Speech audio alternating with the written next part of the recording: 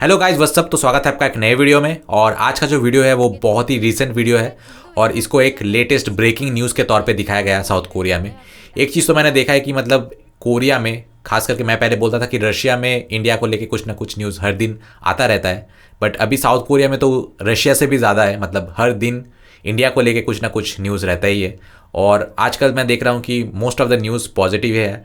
मुझे पता है कि हुंडई को लेके अभी बहुत कंट्रोवर्सी हुई, इवन रशिया के रेड फिश को लेके भी। तो मैं आपको पहले बता दूं, सबसे पहले तो मेरा चैनल जो है वो न्यूट्रल है। ऐसे भी वीडियोस है जहाँ पे मैंने रशिया की जो मेन नेगेटिव साइड्स है, क्या वहाँ पे चल रहा है, जो नेगेटिव है वो भी मैंने दिखाया है। लोग तो कुछ देखते नहीं है, बस कमेंट दे देते हैं कि बायस्ड है, चेरी पिकिंग कर रहा है। तो तुम लोग पहले देखो वीडियो को, उसके बाद जज करना, उसके बाद बोलना कि चेरी पिकिंग कर रहा हो कि नहीं।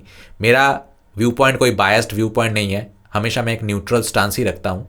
और जहाँ तक रेड फिश की बात है, तो रेड फिश का रशियन लैंग्वेज में कोई उसका वजूद नहीं है। रशियन लोगों को इसके बारे में कुछ भी नहीं पता है। बट रशिया 1, रशिया 24 और PAV कनाल, ये 3 मेन चैनल्स हैं। यहाँ पे आप देख सकते हैं कि रशिया 24 के न्यूज़ नेटवर्क ने ये दिखाया था कि कैसे इंडियंस जो है वो सेलिब्रेट कर रहे थे जब कश्मीर से आर्टिकल 371 को रिवोक किया गया, वो हटाया गया और कश्मीर को एक इंडिया के अटूट अंग के हिसाब से बताया गया। तो रशियन न्यूज़ जो है, जो लीडिंग न्यूज़ चैनल्स है, वो पॉजिटिव वे में दिखाए और कैसे सेलिब्रेट कर रहे हैं वो दिखाया है। तो भले ही स्टेट ओन मीडिया हो या फिर किसी देश का कोई कंपनी हो, अभी हुंडई को लेके जो कंट्रोवर्सी हुआ, डेफिनेटली हुंडई को इसकी मतलब भरपाई तो करनी ही पड़ेगी। I don't know how they committed this stupidity, but एक कंपनी से हम पूरे देश को जज नहीं कर सकते। अगर हम सैमसंग की बात करें, सैमसंग ने अपना प्लांट्स जो है वो चाइना से उठा के इंडिया में डाला और इंडिया में भी इंडियन लोगों ने चाइनीज़ कंपनीज़ का बॉयकॉट करके सैमसंग खरीदना शुरू किया था। ऐसा एक वीडियो भी मैंने यूट्यूब में देखा। तो सपोर्ट जो है दोनों तरह से ही है। जो हमें सपोर्ट करता है, जो हम इंडियंस को सपोर्ट करते हैं, हम उन्हें फुल सपोर्ट देते हैं। तो आज जिस टैंक के बारे में हम बात कर रहे हैं, K9, वो भी सैमसंग एरोस्पेस इंडस्ट्रीज का बहुत बड़ा हाथ है उसको डेवलप करने में। तो चलिए देखते हैं वीडियो में क्या कहा गया है। वीडियो का जो टाइटल है वो है, क्या सच में ये तो आउट ऑफ रेंज है। इंडिया के टैंक्स ने 100 किलोमीटर तक फायर किया, चेन बॉम्बिंग हुआ 15 सेकेंड तक। इस बॉम्बिंग के चलते चाइनीज कम्युनिस्ट पार्टी के जो फोर्सेस है वो 150 किलोमीटर पीछे भाग गए। तो ये जो है पूरा बहुत लंबा टाइटल है, लेकिन टाइटल में ही उन्होंने बहुत कुछ बता दिया है। तो चलिए वीडियो देखते हैं। हाल ही में DAPA ने एक वीडियो रिलीज की जिसके चलते दुनिया भर के मिलिट्री एक्सपर्ट चौंक गए और ये चर्चा का विषय बन गया। इस साल कोरिया ने K9 थंडर के ऊपर एक कॉन्ट्रैक्ट साइन किया जिसकी कीमत है 5 ट्रिलियन कोरियन वॉन और K9 थंडर के लिए एक अतिरिक्त अपग्रेड योजना की घोषणा की, जो कि शीर्ष विक्रेताओं के ऊपर राज किया भागों को नष्ट करने की प्रक्रिया में। K9A1 बैरल का अजीब आकार, K9 का नेक्स्ट प्रोजेक्ट जो कि अभी तक छुपा हुआ था, उसके बारे में पता चला था। भारत के रक्षा मंत्रालय ने 200 नए K9 थंडर के लिए एक अतिरिक्त आदेश की घोषणा की। इस डिफेंस कॉन्ट्रैक्ट की कीमत 100 बिलियन थी, जो कि कोरियन करेंसी के हिसाब से 1605 बिलियन होता है। अगर ओरिजिनल वर्जन ठीक से काम करता था तो न्यू मॉडल सिर्फ दिखने में एक जैसा है, लेकिन इसकी जबरदस्त टेक्नोलॉजी भविष्य के युद्ध में भी एयर डिफेंस के लिए भी मदद करेगी। अब K9 थंडर को कहीं और स्थानांतरित किया जा रहा है। एक कारखाने में प्रवेश करने के बाद K9 थंडर को कुशल टेक्नीशियन द्वारा टेस्ट किया गया था। आखिरकार कैटरपिलर सहित शरीर के सभी हिस्से नष्ट होने लगे। ये बैरल और इंजन को उजागर करके मौजूदा K9 थंडर के अंदर फिर से निर्माण करने की एक प्रक्रिया थी, जो कि बहुत सावधानी के साथ किया जाता है। K9A1 में परफॉर्मेंस इंप्रूवमेंट और डिपो मेंटेन एक साथ किया जाता है। इस कार्य में 18 स्टेप्स से गुजरना पड़ता है, जैसे कि वेयर हाउसिंग, वॉशिंग, डिसेंबलिंग, रिपेयरिंग, और ये काफी मुश्किल होता है। 6 स्वचालित तोपखाने के लिए 200 दिन लगते थे, जो कि ज्यादातर काम मिलिट्री मेंटेनेंस द्वारा किया जाता था। हालांकि पूरी तरह से अलग हो चुके एक बैरल में एक अजीब दृश्य कैद हो गया। हर एक पार्ट की देखभाल के समय ये निश्चित किया गया था कि 8 मीटर से भी ज्यादा लंबा बैरल को शक्तिशाली किया गया था। कुछ अननोन इलेक्ट्रॉनिक्स इक्विपमेंट अटैच थे कुछ कारणों से। ज्यादातर इम्प्रूवमेंट के लिए बैरल इम्प्रूवमेंट के ऊपर जोर दिया गया था। इस वीडियो को इंटरनेशनल लैंग्वेज में कन्वर्ट किया गया है और हर जगह रिलीज किया गया है। और साथ ही भारत ने एक चौंका देने वाली समाचार सुनाई। समाचार में बताया गया था भारत साउथ कोरिया के K9 थंडर के लिए अतिरिक्त ऑर्डर देने का फैसला किया है, जिसे वो चीन के खिलाफ फायर पावर में यूज करेंगे। ये पुष्टि की गई थी भारत 200 K9 थंडर के लिए एक अतिरिक्त ऑर्डर देगा, मौजूदा अनुबंध को दुगना कर देगा। चीन के साथ हाल ही में सीमा विवाद के जवाब में पिछले साल तैनात किए गए 100 K9 थंडर के बाद इंडिया न्यूज के अनुसार K9 थंडर को भारत की सुरक्षित रक्षा हथियार के रूप में तैनात किया गया है, जो कि भारत की राष्ट्रीय रक्षा मंत्रालय ने फिर एक बार पुष्टि की है। तथ्य यह है कि भारतीय रक्षा मंत्रालय लगभग 100 अरब रुपए का ऑर्डर देने की योजना बना रहे हैं, जो लगभग 1.6 ट्रिलियन कोरियन यून है। इस प्रोजेक्ट को हनवा डिफेंस की एक स्थानीय अधिकारी LNT द्वारा आदेश दिया जाएगा। इस साल की किसी भारतीय निजी रक्षा कंपनी का सबसे बड़ा ऑर्डर है और ये सरकारी योजना का हिस्सा है, आधुनिकीकरण और रक्षा आधार बनाने के लिए। यदि अनुबंध ठीक रहा तो K9 थंडर को 2023 और 2028 के बीच भारतीय सीमा के आसपास तैनात किया जाएगा। जैसे K9 में एक विशेष योजना लगाया जाएगा जिससे लद्दाख में स्वचालित किया जा सकता है। चीनी सीमा के पास 3000 मीटर की ऊंचाई और सिक्किम और बर्फीली हिमालय के एक क्षेत्र। पिछले साल तक भारतीय सेना ने केवल एक अतिरिक्त K9 रेजिमेंट का आदेश देने की योजना बनाई थी, लेकिन चीनी सेनाओं के पास और हथियार होने के कारण ये काम बढ़ गया। हाल ही में पूर्वी लद्दाख के एकत्रित हुए, जहां दोनों देशों के बीच सशस्त्र संघर्ष हुए थे। इसके अलावा K9 का भारतीय संस्करण वज्रटी को कोरिया की पहाड़ी क्षेत्रों में संचालित करने के लिए डिजाइन किया गया था। लद्दाख के बाद से इसका सकारात्मक मूल्यांकन भी किया गया। भारत में कोरिया के समान पहाड़ी इलाकों और जलवायु की स्थिति है। K9 थंडर, जिसमें 155 mm × 52 कैलिबर है और 8 मीटर लंबा बैरल के साथ 40 किलोमीटर की अधिकतम दूरी पर गोली दागता है। ये एक ऑटोमेटिक फायर कंट्रोल इक्विपमेंट है और साथ ही ट्रांसफर और लोडिंग डिवाइस भी। दुश्मन को अक्षम करने के लिए 15 सेकंड के भीतर 3 शूट करता है और 3 मिनट के अंदर 18 शूट दाग सकता है। लेकिन हनवा डिफेंस ने खुलासा किया है कि वो K9 थंडर के परफॉर्मेंस में 3 गुना ज्यादा सुधार करेंगे। इससे वो देश भी चकित रह गए जिन्होंने इसको खरीदा है और वो देश भी जिन्होंने इसको नहीं खरीदा है। और ये इम्प्रूव इसके फायर कंट्रोल सिस्टम में किया जाएगा और इसका लेवल K55A1 जैसा किया जाएगा।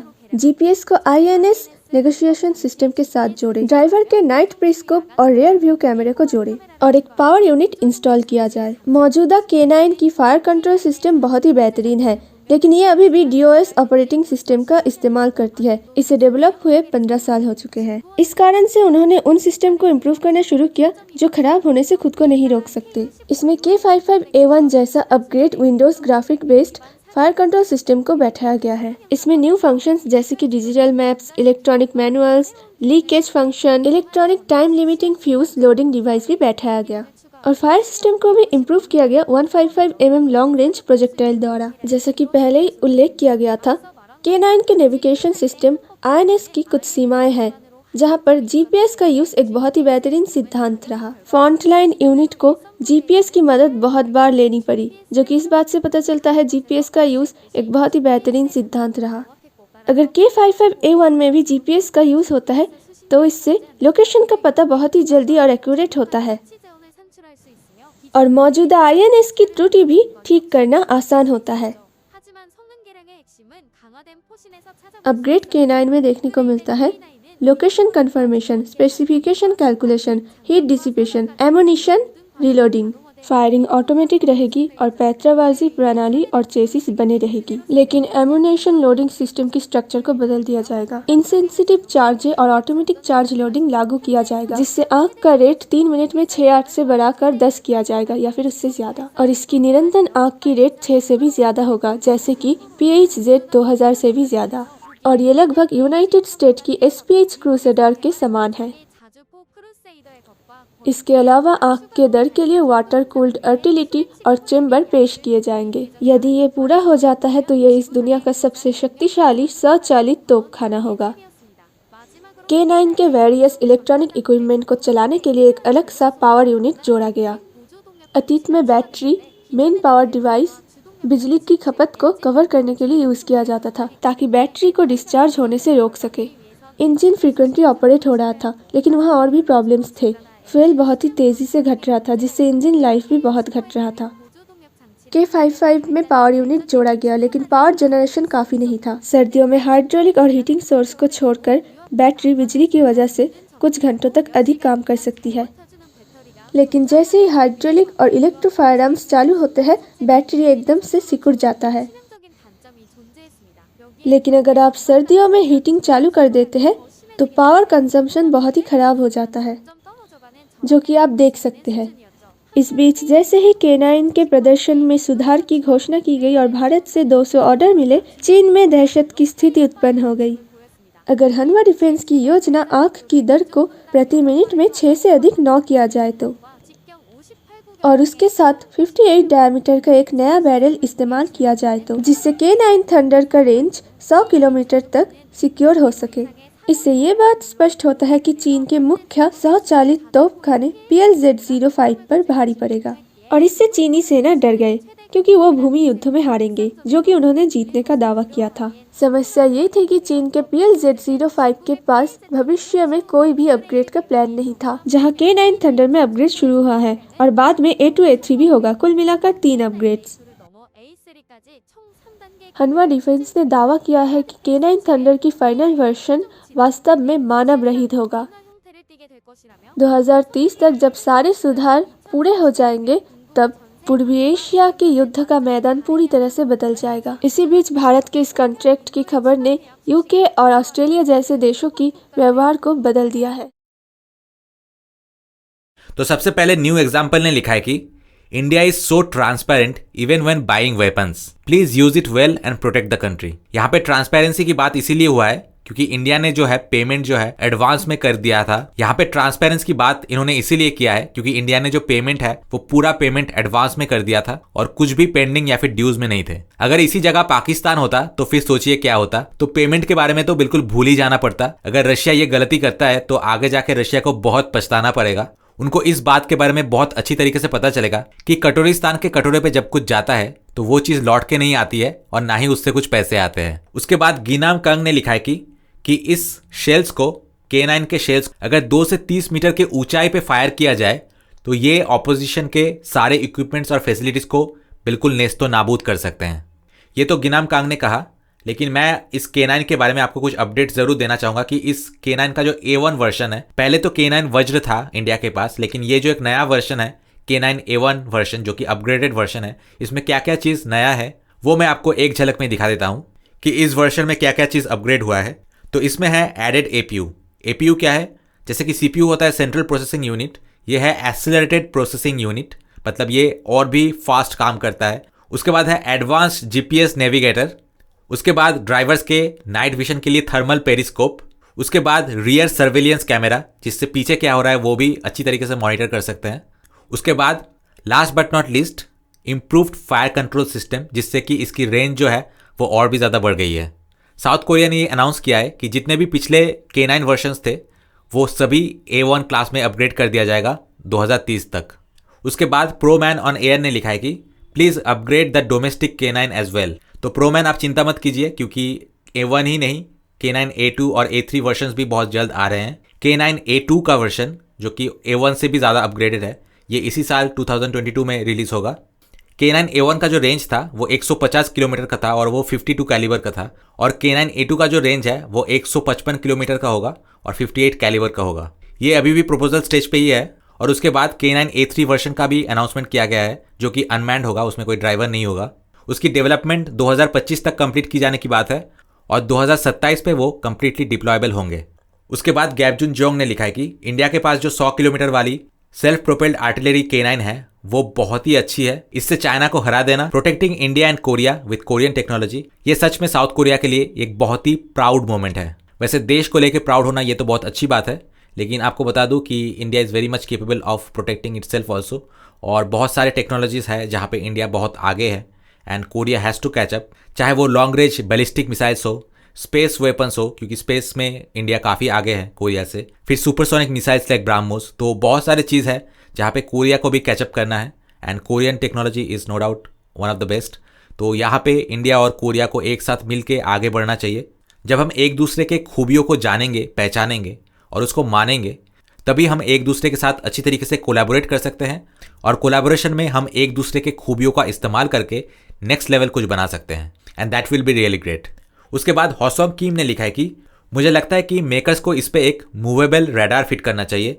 K9 पे अगर ASA रडार को माउंट किया जाए और हर एक टैंक का डिस्टेंस अगर 50 किलोमीटर से कम हो तो ये सारे रडार्स मिलके किसी भी इंट्रूडिंग ऑब्जेक्ट को बहुत परफेक्शन के साथ डिटेक्ट कर सकते हैं। It will almost be a perfect detection, लेकिन सुपरसोनिक मिसाइल्स को डिटेक्ट करने में मुश्किलात आएंगे।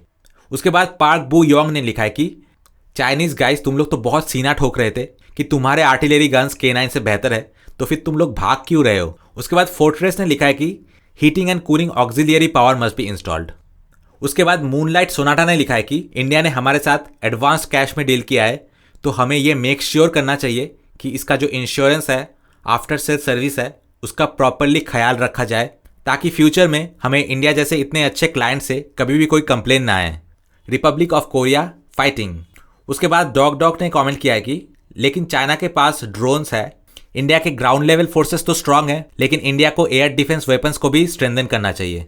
उसके बाद नो ने लिखा है कि in the end I don't like the fact, मुझे ये पसंद नहीं आ रहा है कि एयर कंडीशनिंग सिस्टम जो कि सोल्जर्स के कंफर्ट के लिए बहुत ज़रूरी है, वो मिसिंग है। मिनिस्ट्री ऑफ डिफेंस प्लीज़ इसके बारे में सोचो, क्योंकि सोल्जर्स का कंफर्ट बहुत ज़रूरी है। बिल्कुल सही, सहमत हूँ आपसे, क्योंकि सोल्जर्स के जो हेल्थ है और सोल्जर्स को हम most of the times granted ले लेते हैं, उनके बारे में हम सोचते ही नहीं हैं।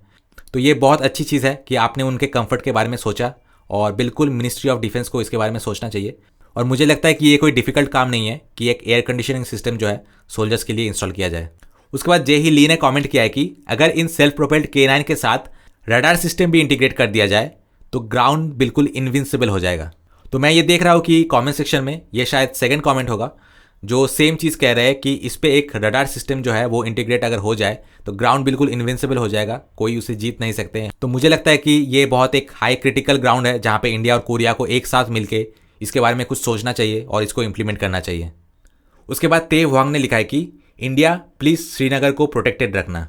वाह क्या बात है, मतलब हमारे बहुत सारे धोखेबाज इंडियंस से तो बेहतर है कि कोरिया पे बैठ के भी श्रीनगर के सेफ्टी के बारे में सोच रहे हैं। उसके बाद नो पॉलिटिक्स यस मनी, वैसे नाम में ही बहुत सारा मैसेज इन्होंने दे के रखा है, बट एनीवे देखते हैं क्या लिखते हैं वो। तो ये लास्ट कमेंट है, उन्होंने लिखा है कि अगर आप साउथ कोरिया के मिलिट्री को चाइना के खिलौनों से काउंटर करना चाहेंगे तो आपकी बलि चढ़ना तय है। तो दोस्तों यहीं पे कमेंट का सिलसिला खत्म होता है। आशा है कि आपको वीडियो पसंद आया है। ऐसे ही बहुत सारे वीडियोस मैं आपके लिए लाता रहूँगा।